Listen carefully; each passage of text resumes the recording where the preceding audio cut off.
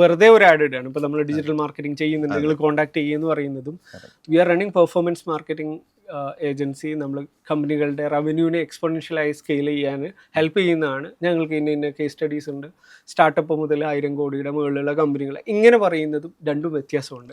അപ്പോൾ ഇങ്ങനെ രണ്ടാമത്തെ സംഭവം എടുക്കുകയാണെങ്കിൽ നമുക്ക് നേരെ 2% കൺവേർഷൻ കിട്ടുന്നതിന് പകരം ചിലപ്പോൾ ഒരു 8%, 10%-ത്തിലേക്കോ മാറാം.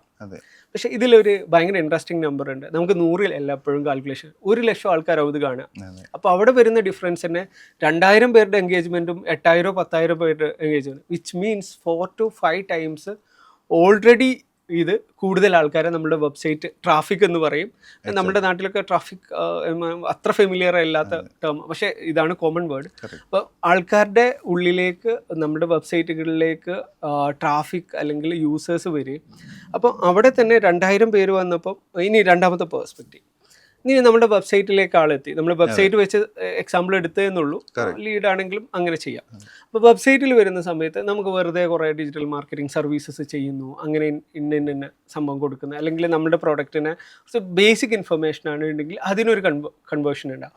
പക്ഷേ അതിൻ്റെ കൂടെ നമ്മുടെ ടെസ്റ്റിമോണിയൽസ്, നമ്മുടെ കേസ് സ്റ്റഡീസ്, നമ്മൾ വർക്ക് ചെയ്തിട്ടുള്ള ക്ലയൻസ്, നമ്മളുടെ ക്ലിയർ കട്ടായിട്ടുള്ള കോൾ ടു ആക്ഷൻസ്, ഇതൊക്കെ ഇമ്പ്രൂവ് ചെയ്യുന്നതിലൂടെ വെബ്സൈറ്റിന് ചിലപ്പോൾ 1% കൺവേർഷൻ പെർസെൻറ്റേജ്, അതായത് 100 ആളെത്തുമ്പോൾ ഒരാളാണ് നമുക്ക് ലീഡ് തരുന്നുണ്ടെങ്കിൽ ചിലപ്പം അതിനെ നമുക്കൊരു 2-4 എത്തിക്കാൻ പറ്റിക്കഴിഞ്ഞാൽ അവിടെയും 1 ഉള്ളത് 4 കഴിഞ്ഞാൽ തന്നെ ഓൾമോസ്റ്റ് 2-3 times നമുക്ക് കൺവേർഷൻ പെർസെൻറ്റേജ് ഇമ്പ്രൂവ് ചെയ്യാൻ പറ്റും.